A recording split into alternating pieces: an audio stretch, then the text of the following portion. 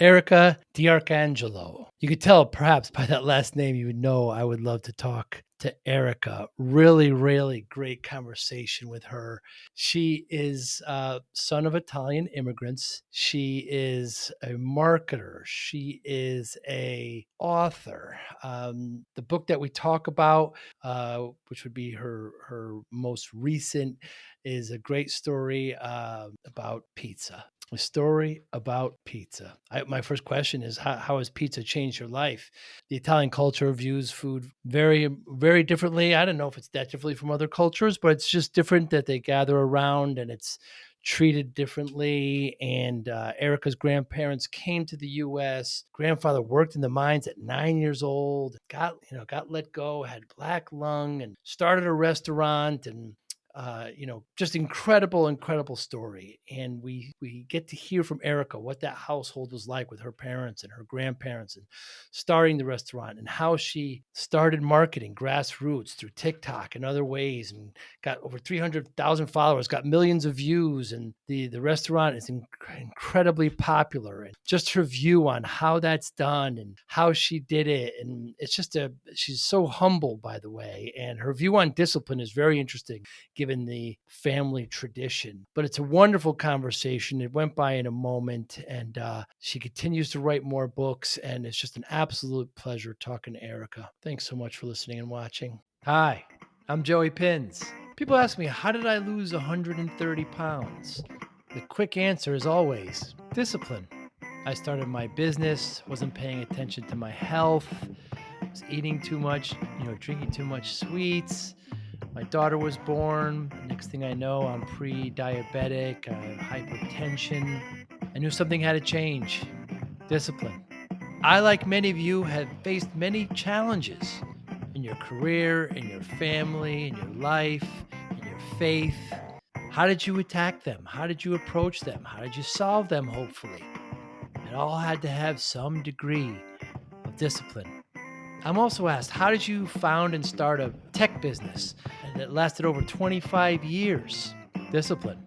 I was committed to it, enjoyed technology, didn't enjoy some aspects of it, but knew it was necessary. Discipline. Our podcast mission, how do we use discipline to better ourselves and society? Join me, please, as I talk to interesting people and discuss how they use discipline in their family and their passion and their careers and how it helped them. Our podcast vision, growth through learning from others. Joey Pinz Discipline Conversations. It'll be light and serious. Join us, please. Thank you for consideration. To talk to you. Thanks so much for your time today, Erica D'Arcangelo. So how has pizza changed your life? So I was born into pizza. Hmm. So when I was a baby, my grandfather, he had opened a pizzeria back in 1960. And so really Italian tradition and culture and pizza kind of molded my entire life. And, we still have the pizzeria today and I do all their marketing. So it's still like a very huge part of my life. Like if you look on my phone feed, all my pictures are pizza. Like I'd say 80%, it's all pizza videos, pizza pictures. That is something. And the TikTok, I just hungry. I mean, it's Yeah. just cut pizzas and it's absolutely wonderful. And your story of your grandfather is a great one. So 1960, he opened up the shop, but not because he actually wanted to, because he was in the mines, he was sick, and he said, "Well, we need income. I'm a good cook, so is my wife. Let's just do this." Yeah, absolutely. I mean, he immigrated from Abruzzo, Italy, came over here with nothing. He was pulled out of school when he was 9 years old, worked in the coal mines, Western Pennsylvania, worked in the elements, and developed black lung. The mines closed, and he opens an Italian market. And the next thing you know, they decided to make pizza so they could make ends meet. And he loved pizza. He always dreamed of, I think, being able to cook Italian food. And he always had something cooking when I was there. And then he just started this legacy of something he could pass down to his family. Yeah, he certainly did. And we see this kind of repeat. even in Greek culture, by the way, even in other nationalities that came over here, they ended up being good cooks. And then, the workforce, it came here with nothing. And the workforce is such that they had to start something new. And they have that drive, that entrepreneurial spirit. I mean, my father was Italian immigrant, similar to your grandfather. I mean, he didn't get his first pair of shoes until he was 12. I mean, just poor Wow. farmer. So, they have that. We know how bad it can get, so they have that drive. And I thought I heard you saying your favorite was the pasta fagioli, which is bean soup. Oh, I love the pasta visual. My grandmother made it every Friday. She made a very plain version, but my dad kind of has evolved it into this like hybrid of like, spicy Italian sausage and vegetables from the garden. And it is still my favorite. Like I would make it every week, but we try to stay away. Like we don't eat pizza as much as I want to eat pizza. Right. We try to just use discipline and maybe like not Good have for you. pizza every day or pasta every day. And she probably made it on Friday because the Catholics weren't supposed to eat meat and there's beans in there. Absolutely. Yeah. Yeah, Yeah. they were really religious. They were really Catholic. And I mean, Christmas, like right now I'm writing my second novel and it's about Italian Christmases and it's about the set we did the seven fish and Italians did a seafood feast. I don't think that theirs was seven, Right. but you didn't eat meat on Christmas Eve. And so that was the reason why they did the seafood feast on Christmas Eve. So that is my next one, but that was something else in our tradition or our culture that we did every year. But Erica, so how does, a daughter of immigrants like that, and you become this marketing machine. I mean, he tells you, look, I don't believe in marketing, which is very common I work in the tech industry with engineers, with artists. Look, if they don't want my stuff, screw them, right? We Yeah. shouldn't have to ask them to do it, but that's not how, we have to get these people here in order for them to try it. But you said, okay, I'll just do it for free. And you ended up getting millions of views and partnering with people and just elevating the business. Yeah, I mean, it was kind of funny. And I think partially my dad is so old school and he was just recovering from Yeah. surgery and he was just grumpy. And Mm, so I was like, you know what? I'm just going to help him. And I had been doing healthcare marketing. So it was kind of oh. like a different avenue, but I felt really creatively attached to it because it had like my family story. And when I went into there, it was like, it was walking in like my grandparents were still there. Hmm. It was just so nostalgic for me. And so creating content there was just didn't ever even feel like work. It was just like fun. Just like when I worked there when I was a kid. Our whole family was there. We were cooking, we were eating, we were Mm. laughing, we were all together. And that was really special to me.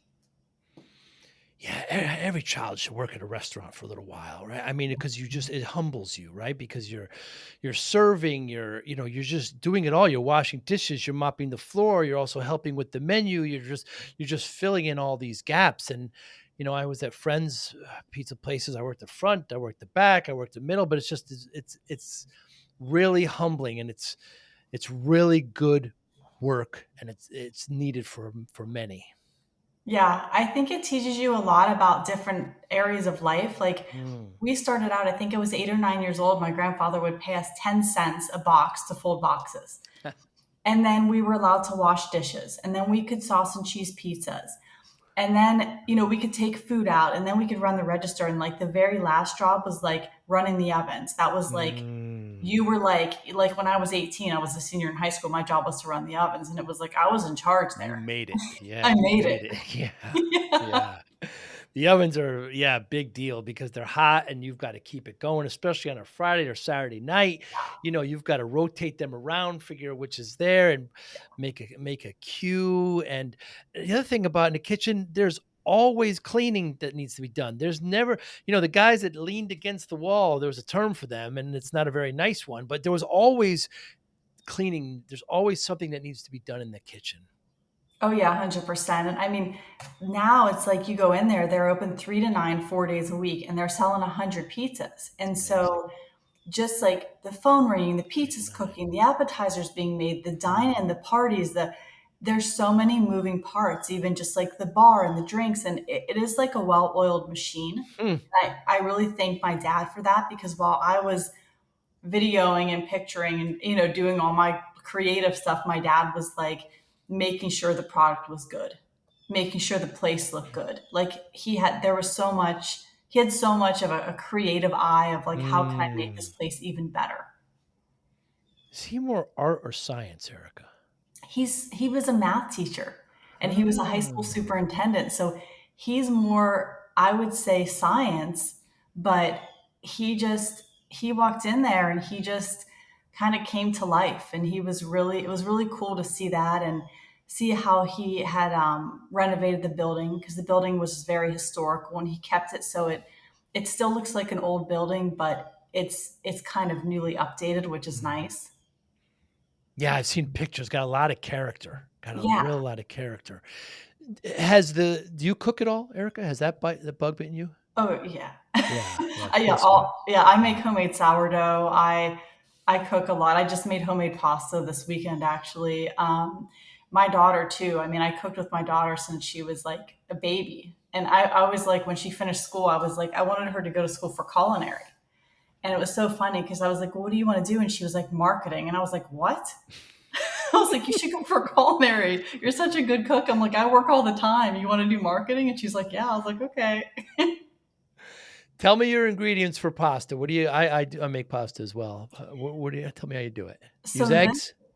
this weekend I did eggs, but I did decided to do a sourdough pasta because I have I have a Ah. sourdough discard. So I did the sourdough discard, the eggs, and the flour, and some olive oil. I feel like if your dough is just like a little bit dry, which I felt like my dough was a little bit dry, do some olive Mm. oil, and then I make it in the food processor or the mixer, and then I roll it into a ball and I wrap it up, put it in the fridge for, I don't know, 2, 3, 4, 5, however many hours until we get hungry.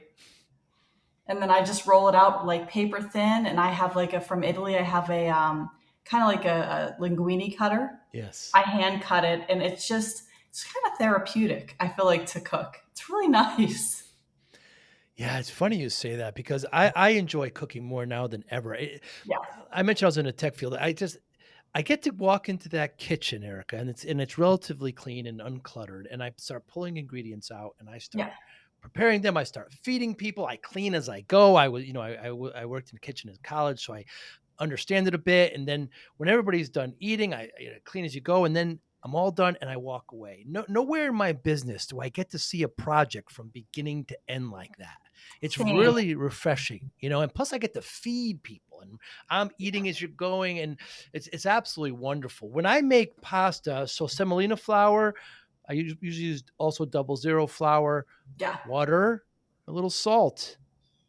Wow. People, when you buy your pasta and you check the ingredients, if it does a lot more than that, probably don't get it. If it's got folic acid and they put all these things in the pasta, this is why they feel bloated, and it doesn't have to be there. It's very simple. Semolina flour, some durum flour, and little salt. It's wonderful.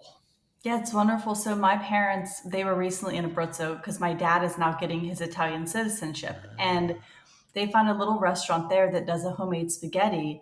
And they do the same thing. They don't use egg. It's just a flour and yeah. water and salt. And they literally went there almost every day to eat. Like they were like, the spaghetti here is so good.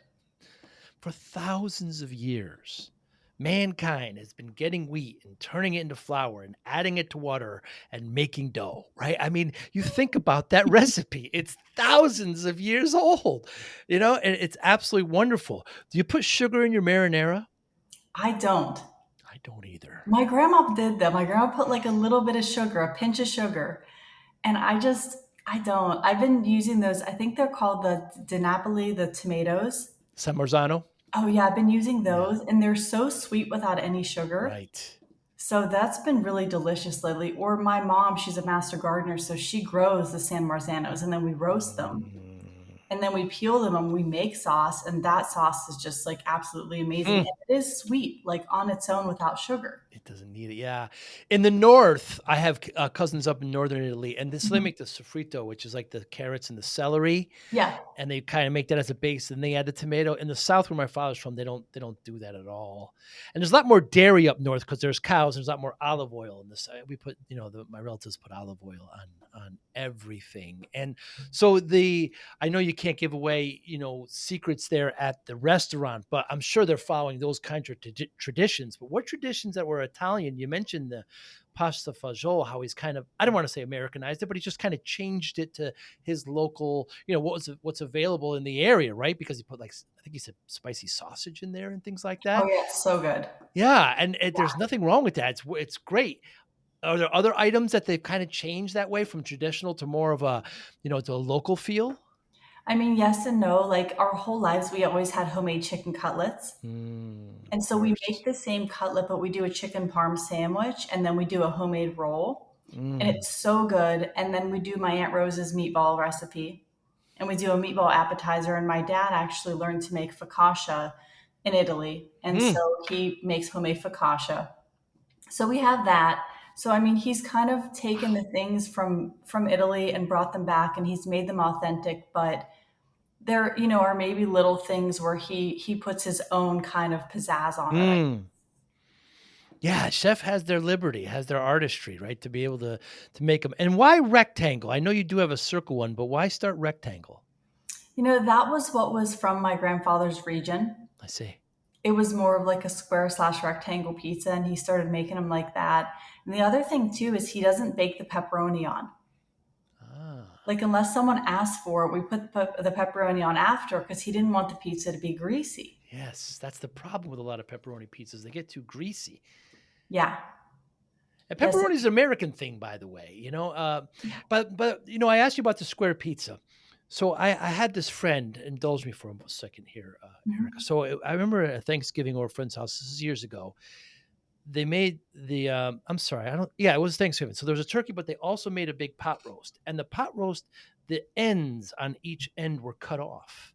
Oh, And I said, "Why did you do that?" And then they said, "Well, it's what my father did and everything." So I started asking cousins, and they're like, "We don't know why. We don't know why." So then one of my friends took it upon themselves to find out. So they weeks later, asked the grandfather, asked the great grandfather, asked the aunt. No, that's the way we did it. Months later, he said the original person who did it, the oven was so small that the pan was small, and so they had to cut it because it couldn't fit in. wow. So everybody just kept doing it just because that's the way they're like, no, we just couldn't fit it in, so we had to cut it off. So I wonder what some of those kinds of traditions that, maybe a square pizza is just the way they happened and they just kind of passed it on. But it's Yeah. fascinating how that it wasn't for taste or for anything authentic. It was just economical. Yeah, he's just always done the square pizza and the Mike's pie. It just sort of came about because my brother would not eat a square pizza. So Yeah, we sure. made the round thin pizza and then it was just delicious after that. So we were like, hey, let's add this to the menu. You release a list of your kind of top 10 slices. I Yeah. loved it. And so we mentioned before, we're both here in, Western Florida, and you had three that one was in Clearwater, one was in St. Pete, that I'm going to try that I haven't tried yet. There's one Oh, here in my area that I was, I told you I'm from New Haven. And, yeah. I'm going to argue that it's the, capital of pizza with Pepe's and Sally's and Modern. But wherever I go, people always say, "Oh, you got to try the pizza here." And Erica, I mean, it's hard to say no. You want to be polite. Yeah. Every once in a while, there's a good one, but that's a tough one. Do people say that to you? Try our pizza here. Yeah, I mean, they definitely do. And we as a family, like, will go and try pizza everywhere. Like, for example, we just had one open right down the street from our house called Varola's. And it reminds me of like New Haven, New York, New Jersey. Mm. Mm. It's paper thin, super delicious. In fact, I'm thinking I'm gonna put it on my top 10. Wow. Yeah, we've had it a couple times, but definitely I think wherever we go, we're kind of like, let's try the pizza. Yeah, as a kid, we would go to Pepe's there in New Haven for special occasions or for anything. And back then it was the family. It's been there for almost 100 years, and I don't know, the aunt or she'd come up to us, and you come to the door, and how many of you? There's three. Okay, seat 14. They don't even bring you your table, so you just everything's numbered. So you find the table, you sit there, and she was an older woman. She'd come in, she'd come to us, she'd say, "Move over," and so we'd move over. She'd sit with us. You just look like nice kids. What are you having? So, have the white clam pizza, some birch beer, Yeah, everything, and just absolutely wonderful. Just, the wood benches, and so there's yeah, a place recommended here in the Tampa area that I just tried recently, and I was pleasantly surprised. It's so nice to kind of get that Northeast vibe back. It's very unique and it's hard to describe. yeah, yeah. What was it? I'll give you the name. It's called Cappy's. Cappies. Okay, I haven't tried Cappies. I'm gonna have to go there. Yeah, there's one here, and then there's also one in South Tampa, and I think one in St. Pete as well. But yeah, I try a lot of pizza places, and and Me too. you can't do it every day, like you said. How'd you make the pivot, Erica, to being an author? It was funny because I had been in the marketing industry for like 20 years and I had really gotten burnout. I was Mm, like, ugh, it was a lot. It's a really sometimes can be a tough industry. yeah. It's really competitive. And when I started doing the marketing for my dad's pizzeria, I just was like, I feel so attached to this. And I need to feel like this about every single thing that I do in marketing. And at the Hmm, time, I didn't. And so I just said to my husband, I said, I'm going to take a step back. good for And you. he still runs the marketing companies. And I'm kind of back involved again. But I said, I need a break. I've been Mm, doing this 20 years. I just want to take a step back and kind of get my purpose back for this because I hmm, didn't feel really purpose driven in it. And I feel like when you do something, you need to be purpose driven. hmm, And so I thought, I'm going to write my book.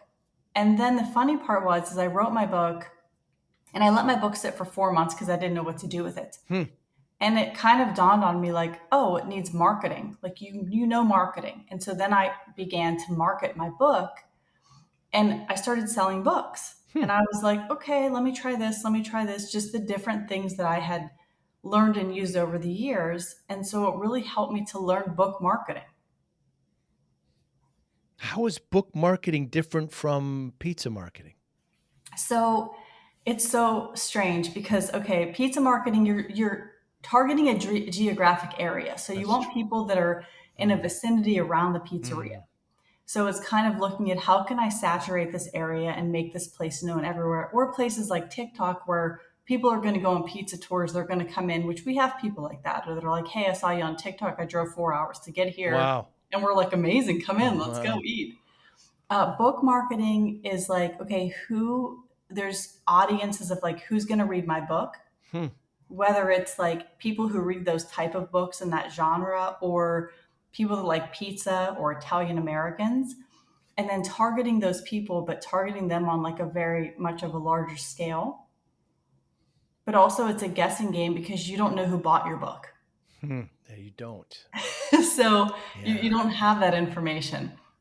So it's really just like running something and looking at the sales and then running something else and looking at the sales. So it is definitely an interesting, you know, way to market versus Hmm. just like I got this many leads and this many people closed off this many leads. Is the book industry fair to authors?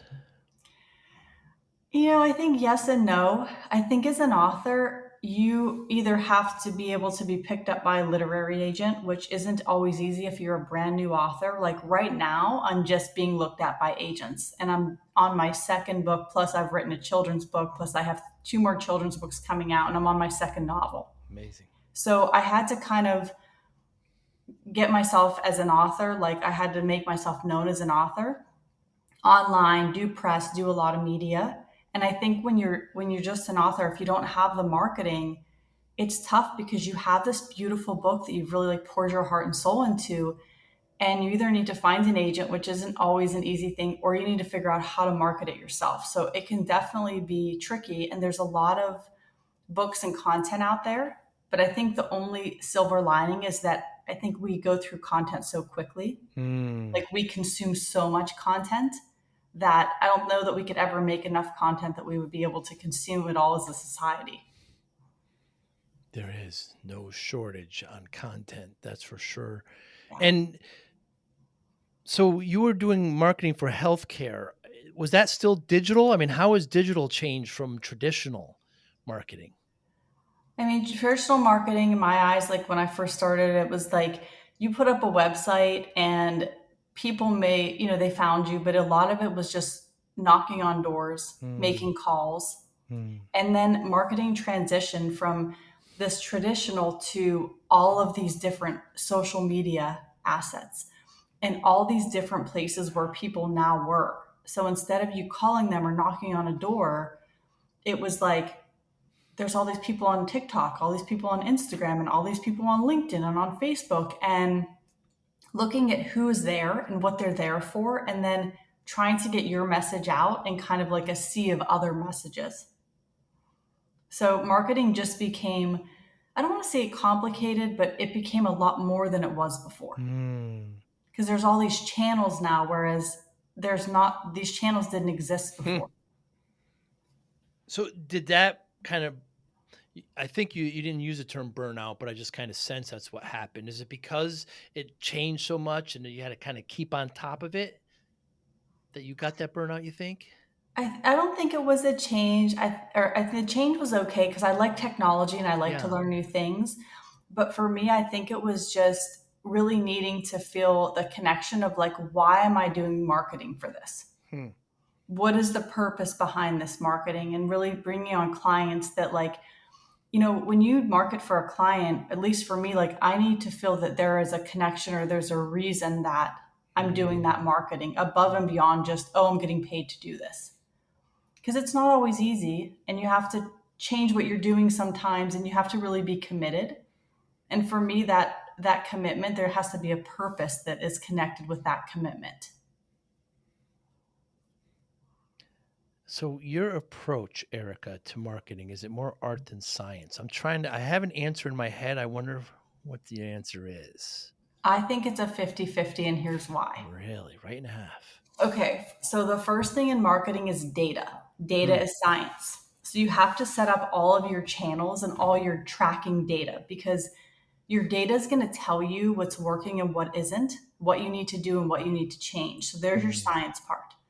Then you have to creatively go into it of like, what content am I going to create for what channels? And I mean, if you're doing your own marketing, it's a daily job because I'm like, I got to create this for TikTok, I got to create this for Instagram. I just saw something that the more you post on Instagram, the more people go onto your account. That you Hmm. could post 100 times a day on Instagram. So it's like this enormous amount of creative energy into the content. Push out your content, and then you go back to your data. So it's like data, content, data, constantly. It's a dance. Did you always have this book inside you? Or Not books? always. Well, I think that when I was younger, I read a lot, Hmm. and I love writing. I mean, my first company is called Web Content Development. It's content creation for companies. So we Hmm. write like blogs and website content, and so I think it was always like just like the writing. But so many people have been like, why haven't you written a marketing book? And it's like I didn't feel creatively inspired. I felt more Mm. creatively inspired to do the Italian culture and pizza book. And so I decided to do that book instead. And now I'm just on this path of all these different books. So a story about pizza. Do you your process? Do you write with hand first? Do you go right to the storyboard board? What's your process?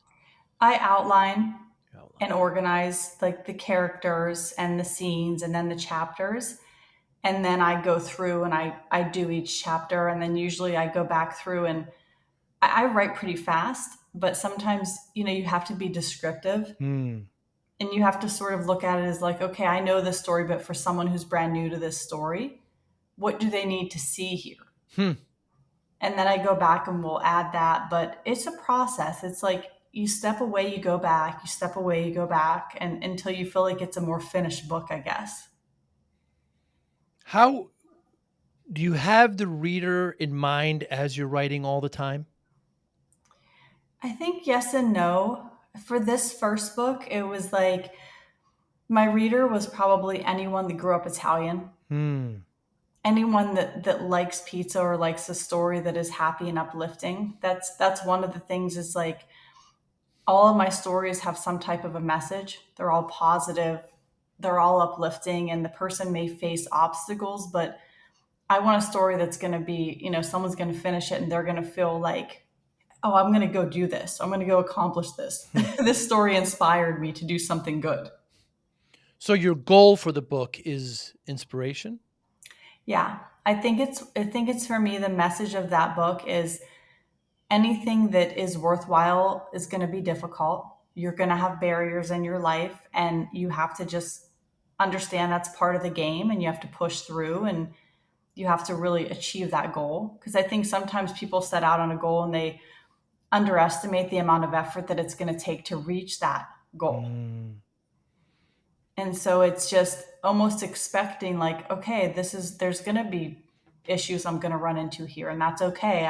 I'm supposed to figure out how to get through this. Hmm. Do you have a story or stories that can kind of help people understand the Italian culture way? Do you have any? I Like when think people so. ask, Like if they ask, like, what "What's it is like?" Yeah, the Italian culture in your household, in your home. What was it like? Can you explain a story that would help me see it a little bit better? absolutely. So here's the way it went. So we had a really tight knit family. My mom and dad were high school sweethearts, still together Oh, today. oh, 5 kids, all less than 2 years apart. wow. And our whole life really revolved around family. Hmm. Like we all worked at the shop together. We all had Sunday lunch at my grandma's house. She Hmm. cooked a feast for us every Sunday. We all went to church together.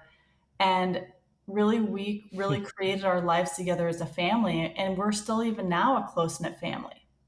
We have a family group text and we're all on it. And it's all day. I have to shut my phone off during podcasts because my phone would be dinging the entire time we would be on. Hmm. Yeah. It is something when I try to explain to friends about how, I would go back to Italy as a teenager and or even as a young adult after my kids were born and, you know, w- I was firstborn, so they would put me at the head. Me Very, too. very.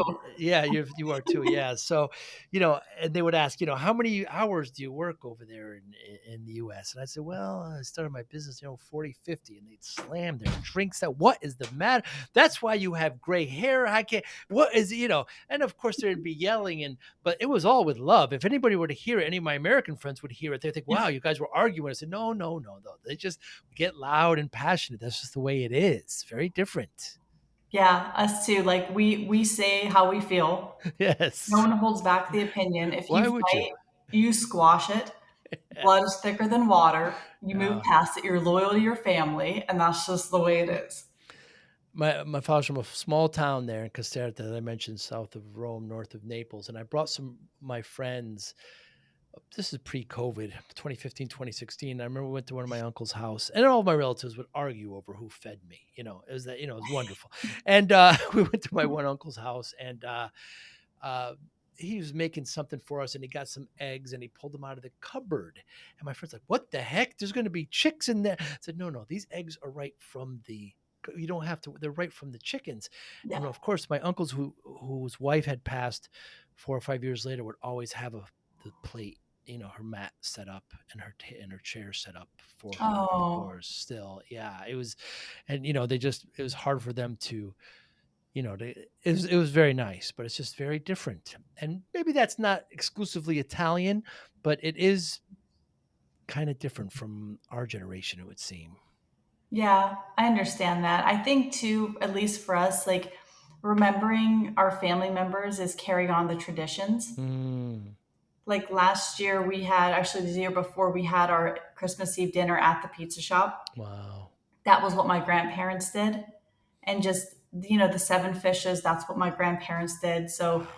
I think just in remembering them is just carrying on what they taught us to do. That's so wonderful.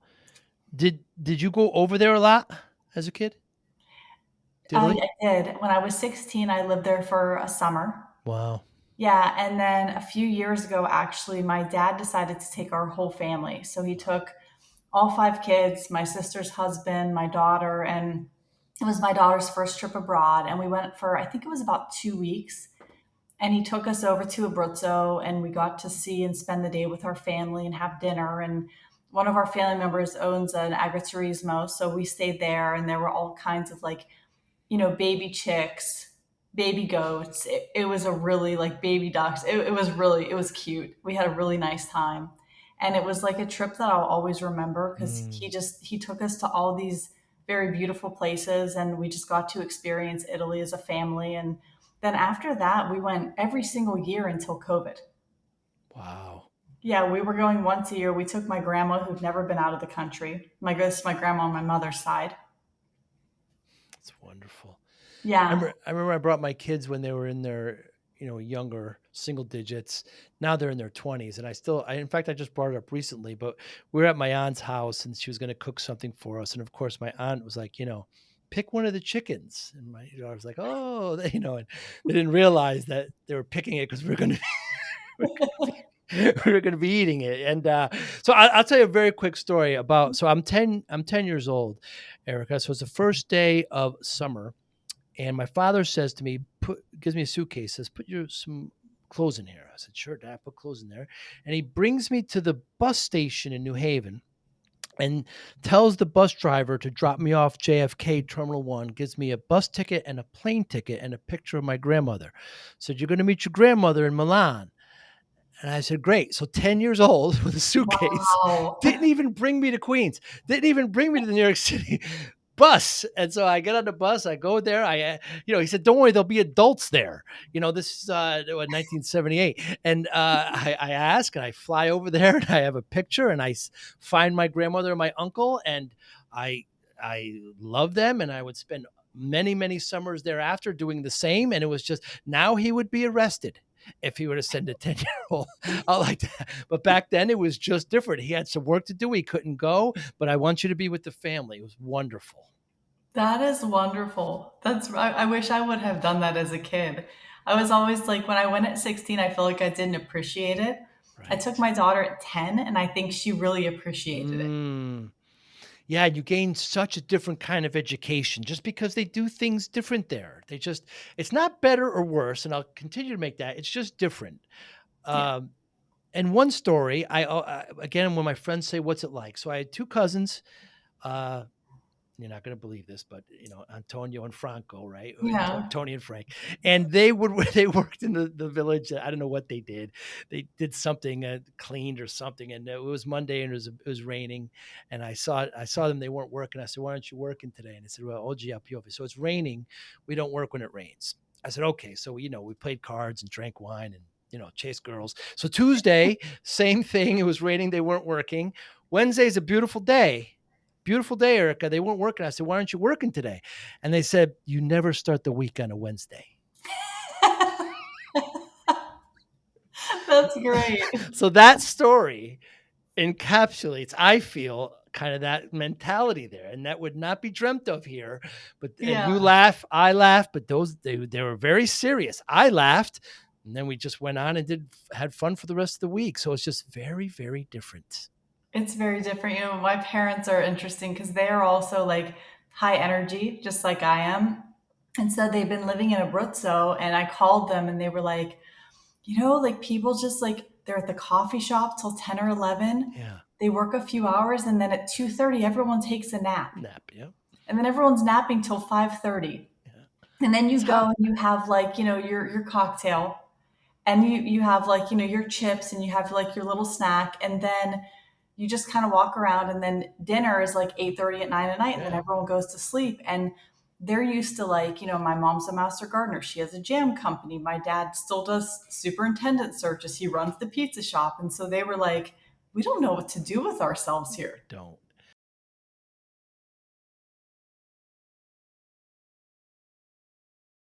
Thank you for listening and or viewing Joey Pinz Discipline Conversations. Please share this episode with one or two of your friends who you think may benefit from the episode.